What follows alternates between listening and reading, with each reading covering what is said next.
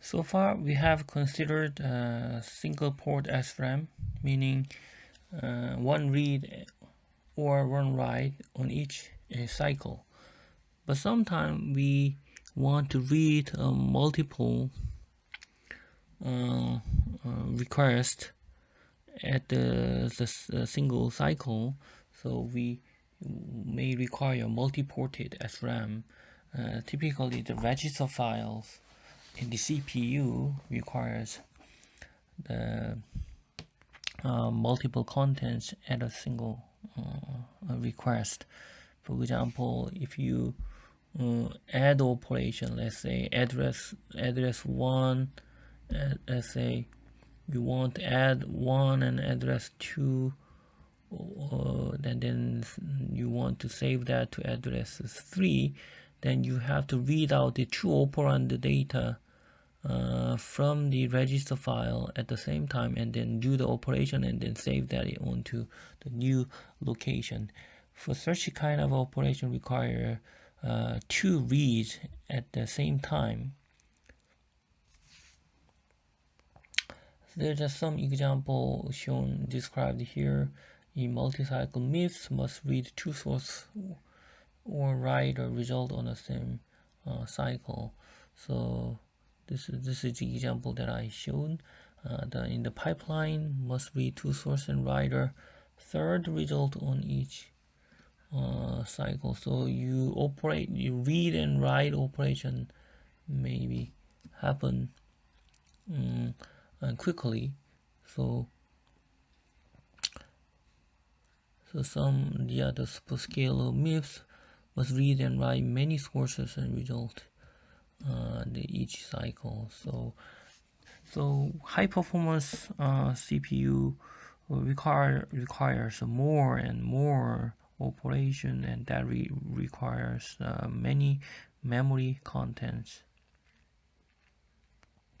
available, and to do some operation on that, and we have to write back onto the memory. This is a simple example of the dual ported SRAM structure. Basically the same structure, bit and bit bar sharing in each SRAM cell, but we have 2 word lines. So for word A and word B for reading out the value. So we have 2 independent read can be happen. In this example, we share the bit and bit line bar for 2 word lines. So bit line only loaded onto through the word B. The word A control the bit bar, something like that. You may also have a separate bit line for each word line. It depends on how you design your SRAM cell. But the read operation you may, in this example, done in single bit and bit bar pair.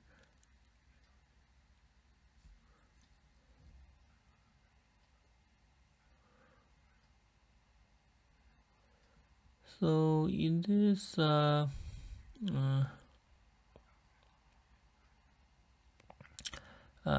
the example, you may have a 2-phase operation for 2 reads and 1 write by time multiplexing. The read operation during V1 and write operation during V2. So within 1 cycle you can do that, the 2 read and 1 write in this example.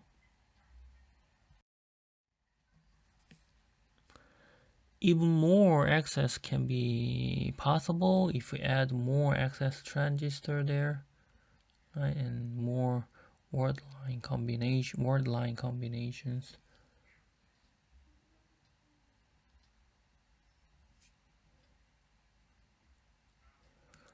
When reading out the value, you may read out through the single-ended, so you load onto the only single bit line instead of bit and bit bar. The single-ended design may minimize the number of bit lines. All depends on the design choice and architecture you may consider.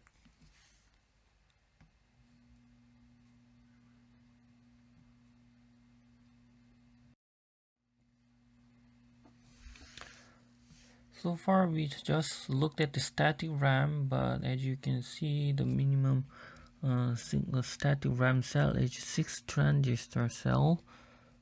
And if you wanna have a if you want to increase the density, memory density, even greater than the SRAM design, you may consider the DRAM, dynamic RAM. Dynamic RAM structure is just having just single access transistor there, and they use the parasitic capacitance.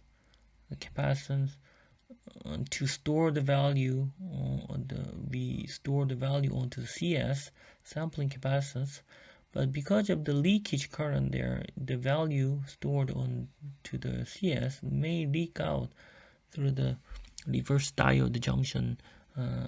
Here, the junction diode there will leak out through, or between drain and source, the leakage current there. So to prevent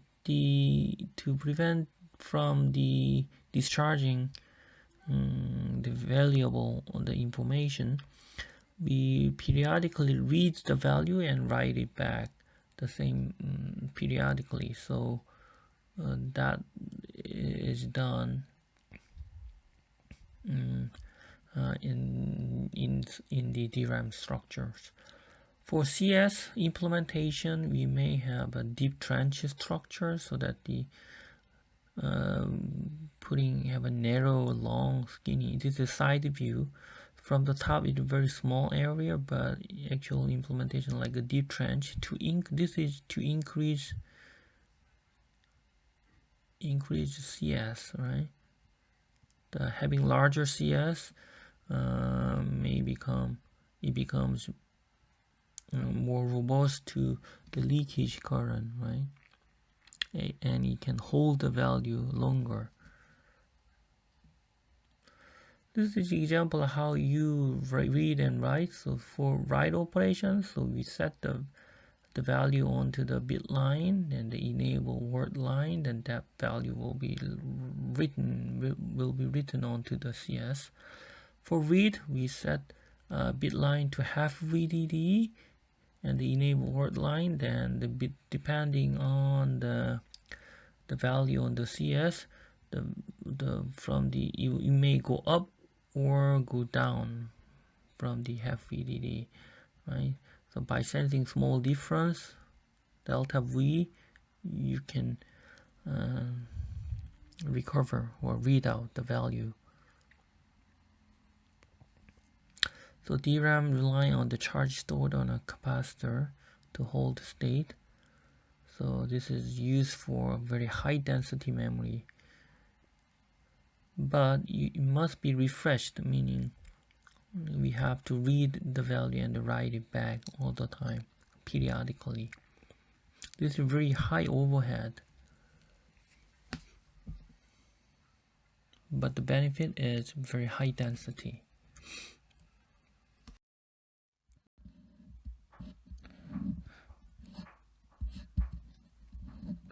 Another types of memory is serial access memory, we will talk about. There are varieties of things. Basically, it has a structure of a shift register structure. There are other variants from that. We'll have tapped delay lines and serial in, parallel out, and parallel in, serial out, and queues like a FIFO and LIFO. First in, first out, last in, first out, something like that.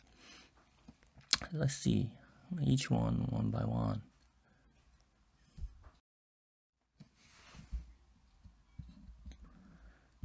Shift registers. The shift register store the data through the shift seriously connected in series like this, Every clock cycle, the data pass through each flip-flop. This is just cascade of registers, right? In this case, there's no combination logic between flip-flops. What you have to watch out is hold time violation. If there is a hold time violation, if the data comes in too fast to the input of the flip-flop, then the data will race through the flip-flop to the output. So in that case, we will have a wrong operation. So if I draw the timing diagram like this, every rising edge, data D0, so this is the D, this is the Q1 and Q2 and Q3 and D out. So D in Q1 and Q2, Q3 and D out. So D0 comes in showing in the first cycle, in the second cycle, D0 come out in Q1, in the third cycle, D0 comes out on Q2, and in fourth cycle, D0 comes out on Q3. The last another, let's say 1, 2, 3, 4. After four cycle, the D0 comes out at the D out, right? D0, right? The first, second, third, fourth. So in the previous example, shift register implemented using the flip-flop, many flip-flops, but the flip-flops are not very efficient, area efficient. So for a large number of shift register required application, we may use the SRAM. So SRAM has a very tight, dense memory element, which requires only address and read or write address, and data in and data out. There's no clock involved in. So what we have to mimic the shift register operation, what we have to need is that the counter for address generation. So each cycle will generate, increase the read and write address so that it looks like the shift registers. The gap between this counter, the value difference will be the amount of the shift cycles, right? So we can initialize the read or write address. So read address is to the first entry in the initial cycle, represent the first entry address. The right address will be the read address. We will set it to first entry, and write will be the last the address. In this example, that will have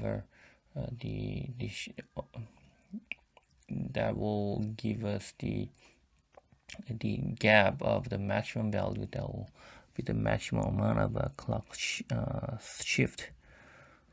So every cycle we increase the address one by one. Then, for example, let's say we have address 0, 0, 0, 0, and last one 1, 1, 1, 1. The first cycle we read the first element, but we write on the last entry here. In the next cycle, we read out this value, the second address, and then the next cycle we write the value on the first address, like that, right? After many cycles, the read address will finally get to the maximum value. That one was that the contents on that the memory element was written in the first cycle, right? That will come out after how many? This is a 17 cycles difference, right? So the first element will be shown after 17 cycle after, and then it rotate back to the first element here, right? So we have a write and read address pointer separated by this 17 cycles. So difference is 17, so eventually we have a total 18. How many? Right, 18 entry here.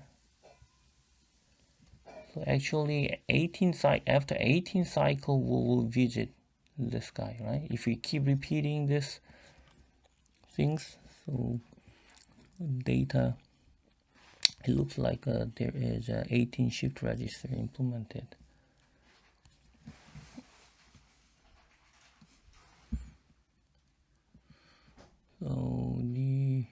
So actually 18, after 18 cycle we write onto this entry, the data will comes out in 18 cycle passed, right?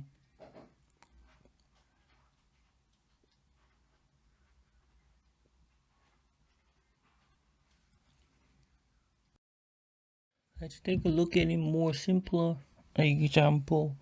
Let's say we have a 2-bit address of 000111011. We have 4 entries there. So we have read pointer on the right,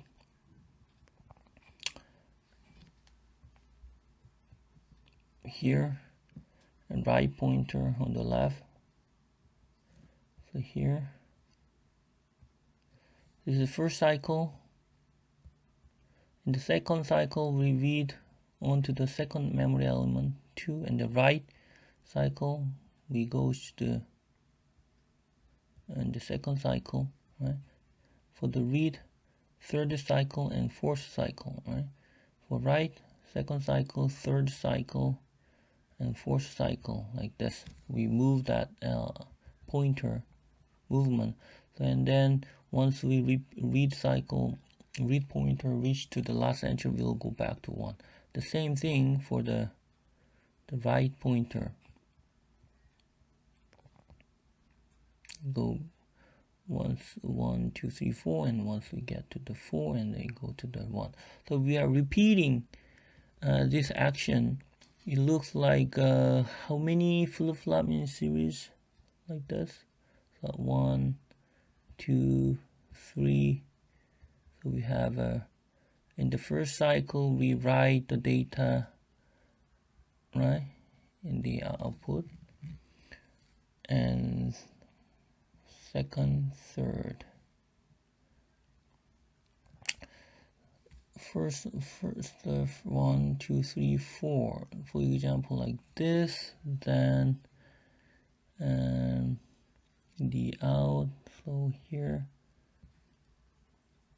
first cycle we write the data in here, and the second cycle go to the here. Fourth cycle data comes out like this, right?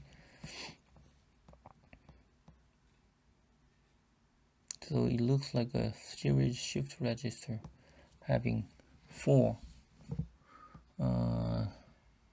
flip-flop in series using the SRAM design.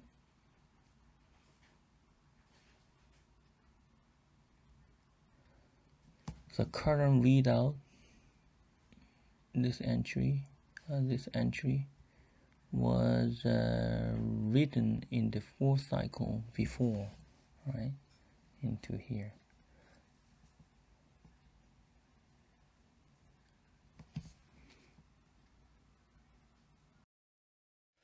This is a tapped delay line structure representing it's still this based on the shift register like this, but in between we have a multiplexer there. So depending on this delay control, we can implement like a zero delay like this. If you bypass all the flip-flop, it comes out directly, the data comes out directly to the zero delay. If you go to flip-flop here by having one delay enable, then it pass through single flip-flop. If you want to have a two delay, then this multiplexer will go to 1 and 1. This is 1, then it will go to flip-flop, first flip-flop and the second flip-flop, right?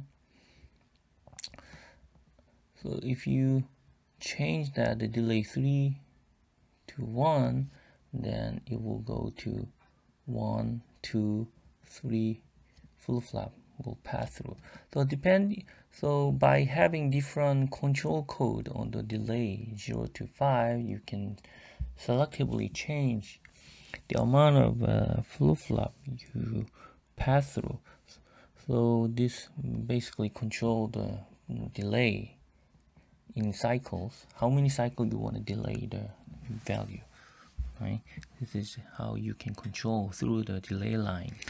Serial in, parallel out structure is also shown in here in shift registers, but you take out the value from all the flip-flop output. So you give in the data every cycle, store the value on the flip-flop, and then we read out the value at the last cycle. So for 4 cycles we shift in the value, and then last 5th cycle we read out, or last 4 cycle we can read out the value. So then we can get the value 4 bit at a time. For example, we keep shift in D0, 1, 2, 3, 4, 0, D1, D2, D3, D4. This as in the P0, P1, and P2 and P3. So we'll have a P0, D1, D0, here D0, D0, and here D0. This is a D1, D1, and D1, and here D2,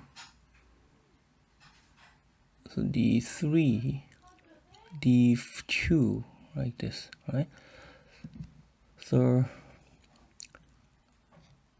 the first cycle, second cycle, third cycle, fourth cycle, fifth cycle. The first cycle, if you look at the P0 to D3, then all the data you put it in will be shown D0 to D3, right? For the cycle notation, we will say that this after clock passes, let's say this is first cycle, second, third, fourth. The last 4 cycle, you can collect the data from the flip-flop output, then you will get the parallel output instead of series output. So we can repeat this action to collect the data in parallel. In this case, parallel in, serial out, we load n bit in parallel.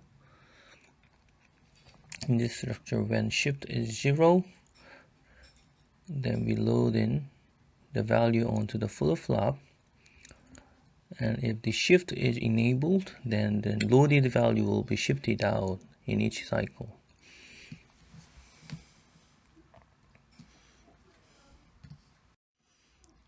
Queues are the kind of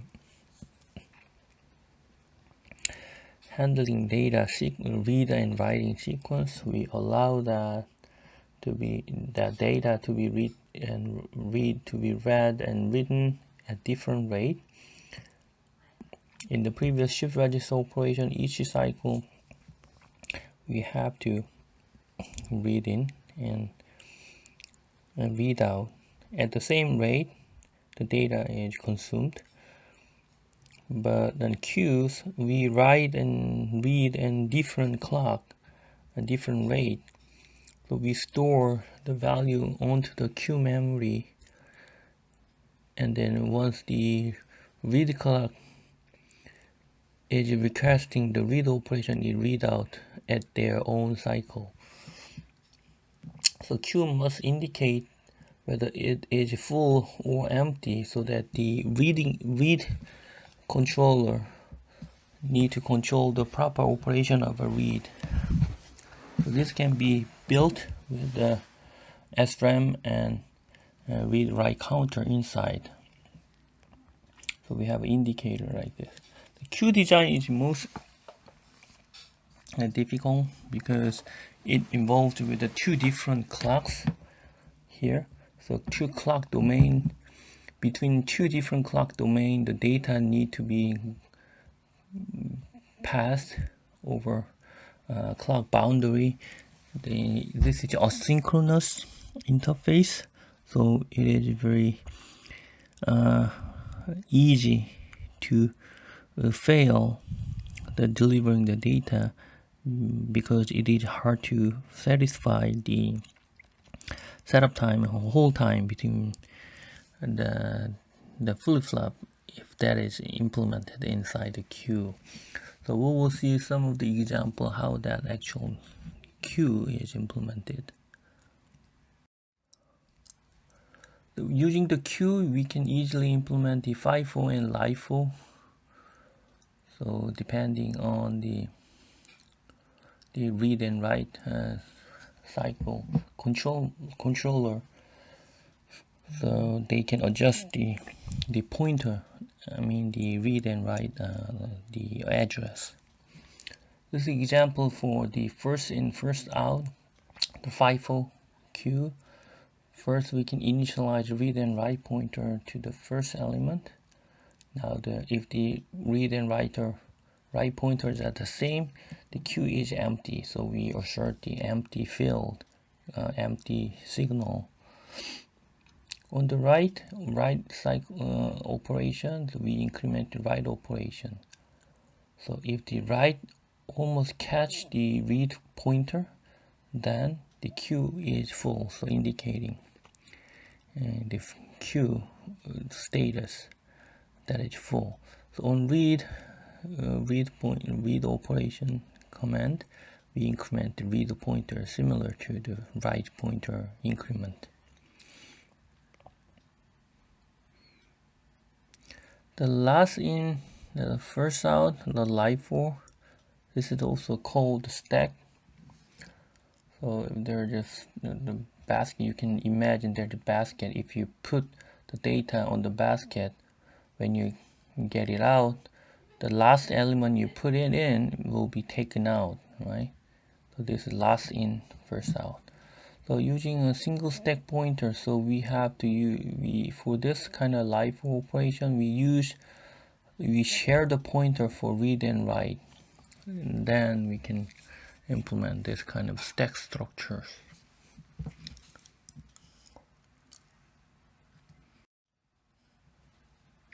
So as I mentioned, the queue need a different clock for read side and write side and read side.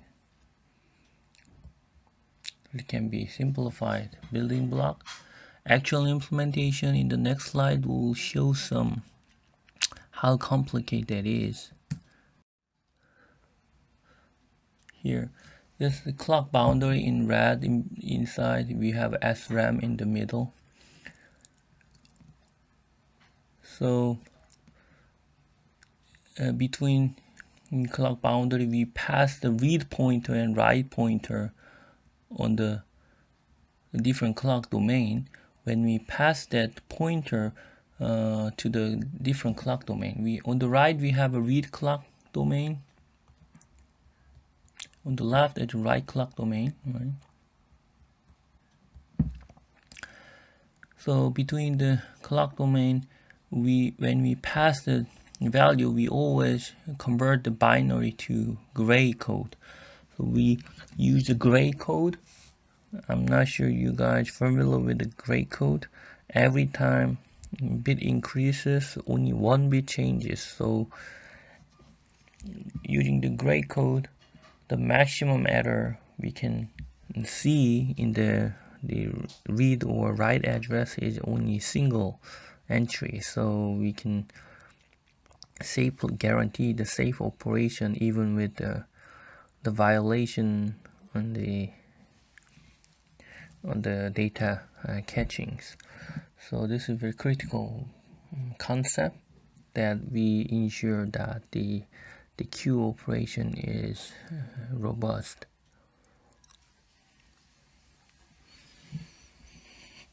Here the write, some of the control signal here, write of valid and from data input comes in. So this is a synchronous or synchronous empty indicator kind of things, right? So how you assert the empty? So we compare with we have a read pointer coming in, and that is converted to binary again. We see the write pointer here. Compare with that read and write pointer, that indicate if that those two are the same, then the queue is empty.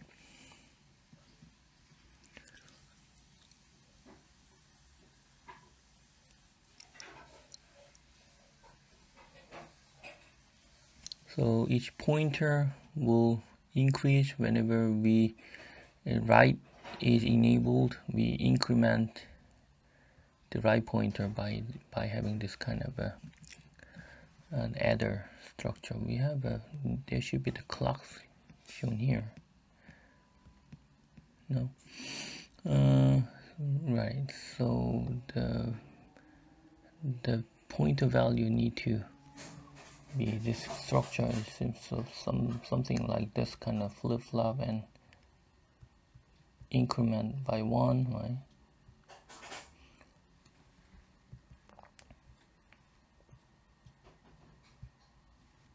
So the address, right pointer. Something like this kind of structure should be there.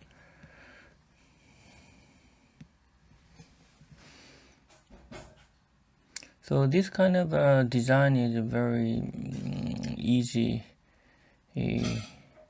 for failure. I mean, difficult. The experienced engineer need to design.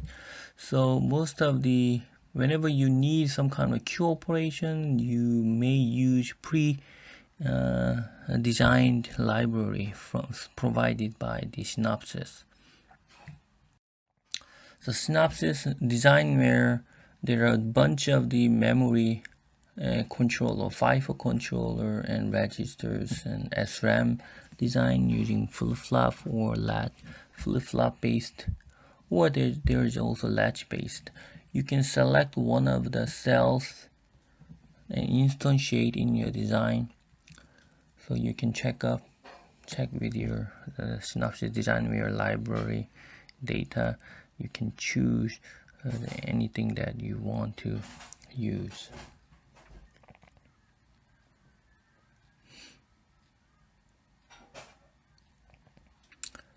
So for example, SRAM design here, since they don't have a SRAM core cell, they implemented the SRAM operation using flip-flop based. So flip-flop, bunch of the flip-flop there, they store their data onto the flip-flop, but the interface is the same as the memory. So they have a synchronous write and asynchronous read operation is supported for this kind of a memory cell. The other cell has the asynchronous 3-port RAM. So 3 ports, you can read out the 3 data, you provide 3 different addresses and you can read out the data at the same time. Some kind of like this kind of a multiple demands there. supported, so it is easy, very useful for you to use some complicated design memory structures you want to include in your design. Then you can refer to Synopsys DesignWare library.